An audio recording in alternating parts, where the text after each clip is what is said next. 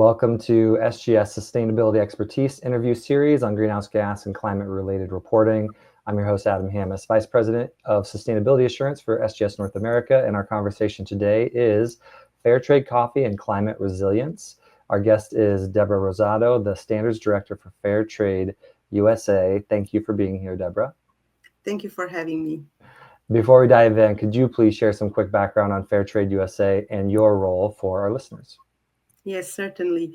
So Fair Trade USA is a voluntary sustainability initiative that implements programs to catalyze an innovative model of responsible business, also of conscious consumers, and the shared value to eliminate poverty and enable sustainable development for farmers, fishers, workers, their families, and communities around the world. The Fair Trade Certified label is an award-winning, rigorous, and globally recognized sustainable sourcing certification program. And the program is a focus in improving livelihoods, protecting the environment, build resilient and transparent supply chains. This trusted Fair Trade Certified label, when you see it on a product, this means that this product was made according to these stringent Fair Trade Certified standards and is applied across more product categories than actually any other global social certification. My role is I am Director of Standards at Fairtrade USA, and my main responsibility is to oversee the standards unit. And this unit is dedicated to the development, to the revision, to the publication, and to publish those comprehensive sustainable standards. These standards, they address a wide range of industries. They include agriculture, seafood, factories, and also the trade practices. That's why it's called fair trade. But ultimately, all these standards, they do have the focus of supporting the well-being of the farmers, of the fishers, and the workers, and also, of course, the fairness of the business that is involved in the fair trade supply chain. Crucially, also, our unit is responsible for setting the fair trade premium, which is very unique to us, which is an additional sum that is paid directly to the fair trade farmers and to fishers and workers. And it is to empower them to invest in initiatives that advance their social, environmental, and economic development. And you are not new to this, correct? Are you in Portugal and you've been doing this for 16 years? Yes. Well, thank you very much for being here again. And I just will say, I think historically fair trade, while being very well known, is more known as the social certification, protecting the rights of smallholder farmers and producers, which is amazing. I do love that. Today, I really want to touch on the growing environmental concerns in agriculture and the fact that you do have environmental aspects of the certification. So my first question is, can you outline all the major categorical requirements that make up the Fair Trade Certification Program? Because I think that might surprise some people. Yes, certainly. I think that before we even go in deep dive in that, we have to recognize that agricultural activities are very important. They are strongly dependent on natural resources. But at the same time, they are also a big contributor to the depletion of these resources. So, for example, agricultural activities are responsible for 70% of freshwater withdrawals, and this puts a significant pressure on the regions with water stress. They also contribute to climate change because they use or they are responsible for 1/4 of the world's greenhouse gas emissions.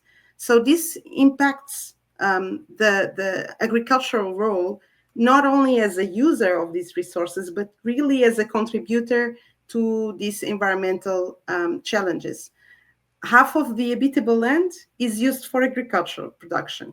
So the expansion of this agricultural land in many cases are really leading to deforestation or land conversion, which means we lose biodiversity by transforming these natural forests into agricultural land. This disruption has far-reaching consequences. So when we compromise these natural resources, we also see an impact on agriculture. So there is decreased crop yields, there is more increased vulnerability to pests and diseases. we have a reduction in water availability, and there is a greater exposure to extreme weather events, which is what we know as climate change. Because of this, the Fairtrade USA program, alongside with very strong requirements on human rights and social development, working conditions, occupational health and safety, takes also a comprehensive approach to environmental protection, because we do recognize there is this vital link between a healthy ecosystem and a thriving farming community. So our requirements go just beyond minimizing harm to the environment, but they really actively promote practices to regenerate and revitalize the environment. I'll just like outline the topics in a nutshell, in a very high level. Maybe we can go deeper later in this interview. But of course, our requirements are greatly around water and water stewardship, soil health, biodiversity, natural forest protection, the prevention of soil erosion, safe and responsible crop management, and of course, waste management to avoid pollution. So Well, these are the main topics that we cover. and I don't know if that surprises anyone, but I love that that is included and we're talking about it today. Has that always been the case historically for this for fair trade certification, or is that new? No, that's not new. It's actually crucial to understand that the Fairtrade USA program has always encompassed these three interconnected pillars. So it's the social, very strongly, it's the environmental, and the economic, because it's not a new development. It's fair trade is often recognized for its social justice work, because it's particularly focusing on protecting smallholders and producers. But the environmental considerations have always been integral to our standards from the very beginning. So our focus is fundamentally on human well-being. However, we recognize that people and their environment are intrinsically linked. So if you have a healthy community, then the healthy community depend on a healthy environment and vice versa. So when we believe that when a community thrive, so you socially do well and you economically do well, then you are also naturally more inclined to protect the environment that you live in.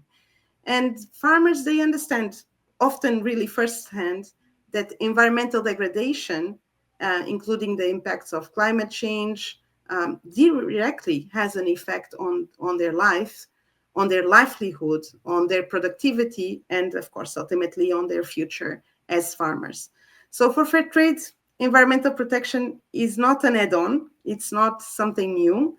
It's really a core component of creating a truly sustainable and just trading system, and of course, empowering the communities to build resilience and prosperity in a way that respects and protects the planet. And you mentioned climate change and agricultural impacts. Let's dive a little deeper specifically on that today. How do those multiple environmental requirements of the fair trade certification positively help mitigate climate change in those on the land where they're used? Mhm. So to go a little bit deeper, as we talk about the main topics, so we do promote efficient water use and to implement all water retention strategies, because we do think that this is a pressure resource and needs to be conserved, and it's very used and necessary for both farming but also for the surrounding ecosystem. And we have incorporated mechanisms that prioritizes soil health, fertility, because we know that this is the foundation for a sustainable agriculture. We do have requirements around the protection, but also not only protection, enhancement of biodiversity. And our standard has a very strict no deforestation policy, actively works to prevent the degradation also of natural forests, because we know that forests, they play a crucial role in regulating climate and also protecting water, streams, and resources, and this supports biodiversity. So beyond that, we require the prevention of soil erosion, because we know that soil erosion can have an effect on water pollution. And also, the soil is a valuable resource for agriculture. We have an approach to IPM. IPM is integrated pest management, because we do forbid the use of most hazardous pesticides. Fair trade is not an organic certification, but it encourages the use of organic when possible, and minimizing the use of pesticides as much as possible. And of course, forbidding the most hazardous pesticides, because this both protects the human, because we have the human as a focus, and also the environment. And the around waste, we do have also quite a lot of regulations and requirements around waste management to prevent soil and water pollution, and promote resource recovery. This going a little bit more in detail. Thank you. I think for our listeners, like protecting forests is probably the most obvious for people because they hold soil in place, they sequester carbon. Listeners might not connect the dots as much with water and fertilizer, but it takes energy to pump water. It takes energy to manufacture and ship synthetic chemicals. So if that energy is from fossil fuels, it's increasing that farm's carbon footprint or contribution to the negative impacts of climate change, correct? Yes, very correct. Sometimes even more, because deforestation doesn't happen everywhere. But use of pesticides, use of herbicides in water in agriculture is really used widespread. So that is very true. It does have a big impact, and these are really areas where we need to work with the farms to actually start having this understanding that this is what it produces, greenhouse gas emissions. And that's more from the what's our impact or agriculture's impact on climate change. Now let's talk about climate adaptation or climate resilience, because unfortunately climate change is not only real, but it's impacting farmers today around the world. So what are some of those impacts on growers from climate change? Well, smallholders, they often rely on rain-fed agriculture, and they do have limited resources. So they are more vulnerable to changes in rainfall patterns, or when there are droughts, or when there are floods. And also, smallholders, they lack normally access to technology or even information. They do not have the financial resources that they need that would help them create resilience, or implement mechanisms to adapt to climate change. Then there are also changes in temperature and rainfall that significantly reduce crop yields. So this impacts their food security and also their livelihood, because mainly this is their economic resources. Then this increase of frequency of extreme weather events, they can destroy crops. It can be fires, it can be floods.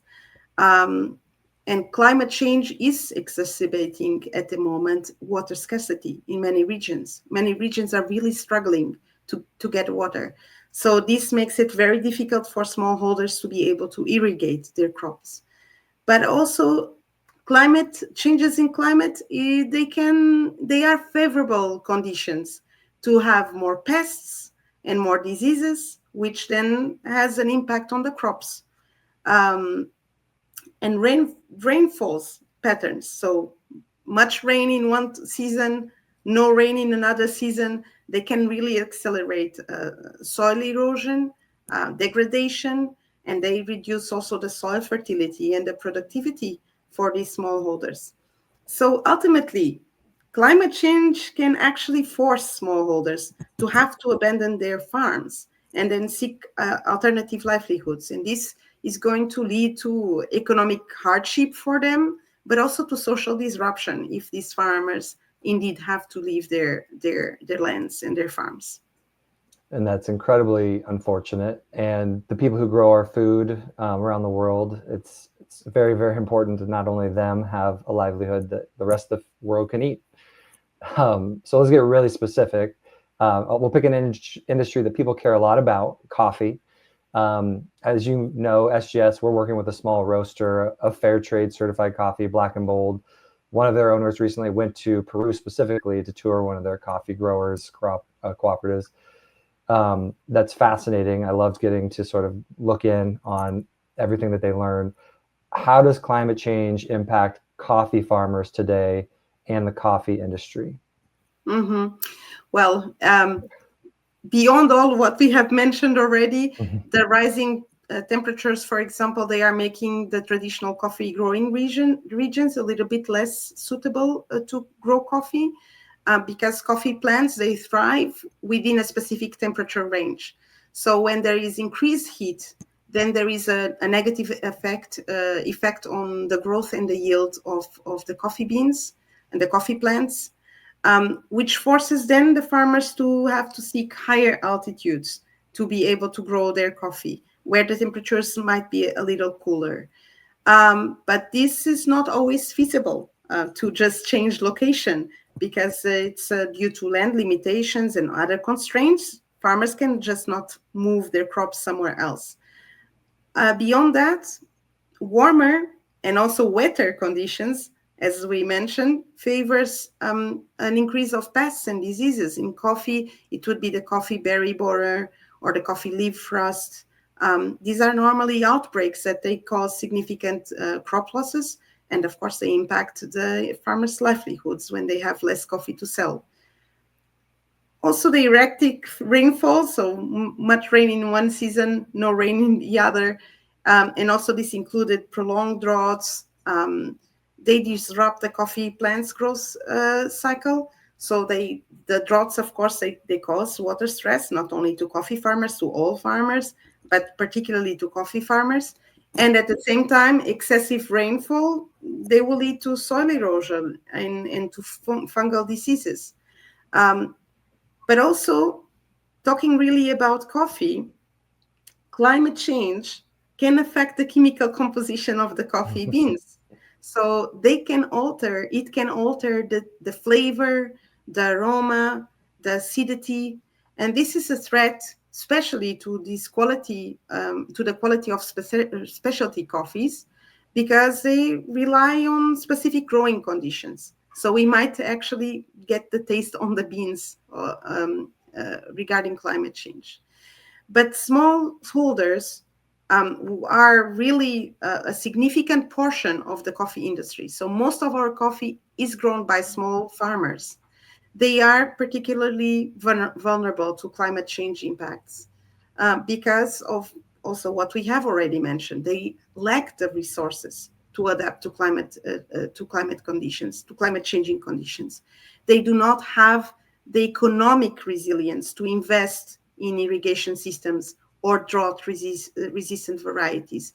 So for them, whenever they have a reduced yield or they lose a crop, they do not have the financial security to actually be resilient and overcome that hardship. And this can bring them very quickly to food insecurity and even to poverty. This is in the smallholder environment. But if we look into the industry, what could be the consequences or the impacts? So if we do have crop failures, less yield, fluctuations in the coffee supply chain, then we will have certainly problems in price. So price volatility, disruptions of the global coffee market. And we are seeing now the coffee prices are very high at the moment. So if we have a reduced coffee production, we will have significant economic impacts on coffee producing countries as well, because many of them, they rely on the coffee exports for their economy, but also the industry itself will face increased pressure to adopt more sustainable practices to mitigate these climate changes and support this farmer resilience. So it's not only a business buying the coffee, the business has to take responsibility to actually support those farmers to be more resilient and to ensure that the supply will continue. And correct me if I'm wrong, but coffee is one of the highest traded products in the world. I think it's the highest traded crop in the world. And thanks to weather disruptions in the supply chain, the price of green coffee beans is at an all-time high today. So if we can't mitigate the worst impacts of climate change now, let alone 2030, 2050, what happens to people's morning cup of coffee? That's a great question, and it's really highlighting these the very real consequences of the climate change. for coffee lovers, and I'm one of them. I love coffee. I don't know what I would do if I wouldn't have it. But if we fail to mitigate these worst impacts, what could happen to our morning coffee is that it might disappear. So suitable coffee growing areas are shrinking or will shrink significantly in the future due to the rising temperatures and unpredictable climate. So there will be less coffee available. And with less supply and the same type of demand, the prices will just hit the roof. So coffee, which is now an everyday product in almost every household, can become a luxury product in the future. And beyond that, we have touched base already that consumers might get a taste because the climate has an impact also on the coffee quality, on the coffee bean quality and taste. So they are very sensitive to their environment, the coffee beans, and changes in the temperature and the rainfall and even the surrounding ecosystem affects the flavor profile of the coffee beans. So we might get a real taste of climate change. But beyond the consumer, who is also really affected are the millions of smallholder coffee farmers. And I'm talking about millions because they depend on coffee for their livelihoods. So climate change is threatening their income, is threatening their access to food and their way of life. So we might have more poverty coming into place if we don't mitigate the climate change.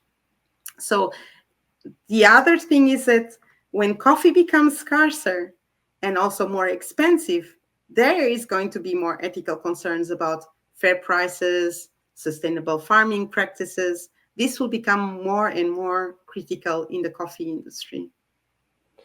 Well, what then are the things that growers can do? I think we as consumers can look for fair trade coffee, look for climate neutral coffee, whatever that looks like, look for certifications. What can farmers and growers do to adapt to existing climate change? Um, what does that look like for them? Is it realistic? And can they make those changes?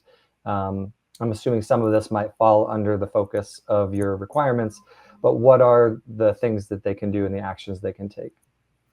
So I think every sustainability initiative is important to move the needle. And some are more focused in certain areas and others, other sustainability initiatives in other areas. I'm going to talk about the perspective of the agriculture production standard because this is what I can talk about. But I believe every sustainability initiative with a good environmental approach is important to move the needle further. The farmers, they can do many things, but they do need support to do it because we are, again, as I said, talking about smallholders. So their capacity is reduced somehow. So from the agriculture production standard, we do have several requirements to support the climate resilience, and it goes on environmental protection and conservation. For example, we encourage the producers to implement a sustainable land management practice, so to protect the natural resources. And these practices, they are around soil conservation, improve the health and the productivity of the land, to reduce the vulnerability to these climate change impacts, such as soil degradation or drought or erosion. But biodiversity is also very important. We do require that the producers promote biodiversity on their farms. And we do encourage that they have diverse crops when possible, that they maintain buffer zones from natural areas, and they protect the natural habitats, because we do think that having uh, resilient ecosystems, then they are also better to adapt to changing environmental conditions. And then they can mitigate also better the impacts of pests and diseases that are going to become more and more regular or prevalent with climate change. Then we go again to soil health and water conservation, because this is really key. Having a fertile soil, to or improve soil fertility and structure, due to organic fertilizers when possible, but also not using herbicides or pesticides that are harmful. Um, if possible, crop rotation, because we do believe that healthy soils, they are more resilient to these extreme weathers or droughts or heavy rains, because they retain water better and they help sequester carbon, and so it mitigates better the effects of climate change. And water, because it's very scarce, and we know it's not an endless resource that we have. So we really require that they adopt more efficient water use and conservation also practices, and they reduce the water waste, and they have irrigation systems that use the water efficiently, so not to have water waste, because we know that better water management will reduce also the impact of the water scarcity. So, which is a growing concern, because we are seeing more and more severe droughts, from as a result of climate change.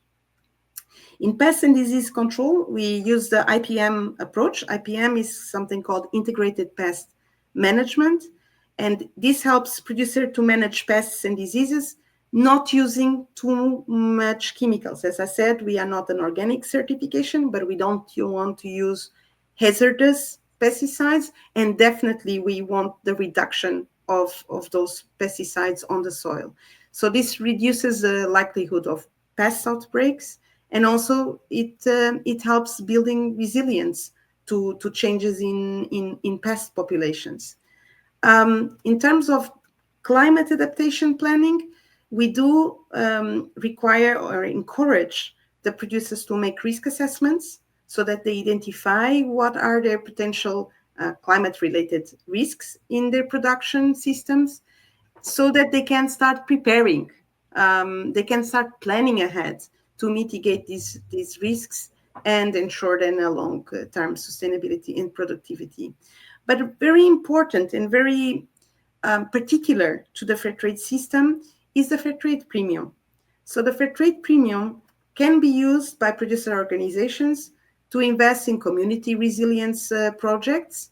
And these projects can go from infrastructure improvements, water conservation projects. Actually, I was in Colombia last month at the coffee farm, and they were using the premium for a water conservation project, a very interesting one, or also training, capacity building on climate adaptive agricultural practices. So we have seen more and more that the fair trade premium, which most of the people think that is for schools and health, and which is also true, but is also very much used to actually build resilience for climate change. So it's using mechanisms or in improvements to actually be more resilient in an environmental approach. And of course, capacity building and training. It's important. So if I understand what I can do to mitigate risks, then I can do it. If I don't, I don't, right? So capacity building initiatives are important that focus on environmental sustainability and also in creating this resilience. And so producers and workers are given the skills from us, but also from internally, from their own organizations, to have the necessary knowledge to start implementing climate adaptive practices. And so they can increase their ability also to withstand these climate shocks and stresses. But also important is reducing harmful chemicals. So there's many components on this. Reducing the use of agrochemicals, it really helps to limit the exposure to harmful substances that can degrade the soil and the water. So that is where the standard is really helping to build and to create these healthier ecosystems, in small farmers' farms, so that they become more resilient to the impacts of climate change. So in the big picture, and those are all fantastic, how impactful is it if even a small company, say a coffee roaster like Black and Bold, if a small company commits to fair trade certification, what kind of difference does that make in the overall picture? It makes everything makes a difference, right? And having the commitment from such an organization, from such a business to fair trade is really contributing to this larger movement towards a more just and a more sustainable global trading system. So we hope and we expect that their commitment to fair trade inspires also other businesses, both large and small, to start adopting more ethical sourcing practices. And we also hope that this has a ripple effect throughout the coffee industry to lead to a more sustainable and equitable supply chain. So we hope that they can make a tangible difference, not only on the lives of the coffee producers that they are buying from, but also allowing the choice of consumers, empowering consumers to decide which coffee are they going to buy when they are in the supermarket. Are they buying something that they know it's coming with a guarantee that these producers are doing something that really supports them in climate change resilience and is a sustainable production of coffee? So if us as consumers and businesses and growers can all make these choices, we can make a serious dent in the problem that is climate change. But we're getting close to the end, so I want to wrap up. What would you like to see in the way of fair trade and your vision, achieving your overall purpose around the world of why the certification exists? Now we are clear socially and environmentally. Where do you hope to move the needle as an organization? Well, our purpose of Fair Trade USA purpose is to create a lasting and positive impact for the farmers, the fishers, the workers, and their communities, while we are protecting also the planet for future generations. So socially, I would like to see fair trade to continue to uplift these marginalized producers, the ones that have less access to the market. So we would like to continue working to ensure that they have a fair access to the market, that they have decent working conditions, that they have the ability to earn sustainable livelihoods through a living income or through a living wage. And this, of course, includes strengthening the workers' rights, promoting gender equity, and of course, fostering also a more inclusive decision making, which we do have through the premium use, but doing that in a way that everyone in a supply chain has a voice. Environmentally, I hope truly to see fair trade lead the movement towards climate resilience, towards a more regenerative agriculture. So our agricultural production standard it has made significant advancements by promoting these practices that I have explained to enhance the soil health and water conservation and protect the biodiversity. But we can move the needle even further by empowering the producers with more resources and training so that they can really adapt to the climate change, because they are the ones who are best and knowledgeable of what they can do in their context and in their environment to adapt to climate change. So we want to empower them more in that. But ultimately, and this is maybe the dream part, I envision the world where fair trade is really synonymous of climate smart agriculture. And so producers are not only trying to survive, but they are really thriving in a changing climate. So by continuing to invest in both the people and the planet, that we are building resilient communities, that they drive sustainable development, safeguard natural ecosystems, and they can contribute meaningfully to the global effort and to mitigate climate change. And last, my hope is that we can keep pushing boundaries where is possible. Boundaries in companies, in consumers, and also the producers that are certified with us, that they have a shared commitment to create a more fair or a fairer and more sustainable world for everybody. That's my hope. Thank you, Deborah. I can't thank you enough for taking time to talk with us today. It's been a valuable and enlightening conversation. Thank you so much. And if anyone would like to know more, they can always visit the Fair Trade USA's website. Reach out directly to you, Debora. I also encourage people to subscribe to our YouTube channel, SGS North America. Stay tuned for more sustainability expertise content from SGS. And thanks, everyone, for watching.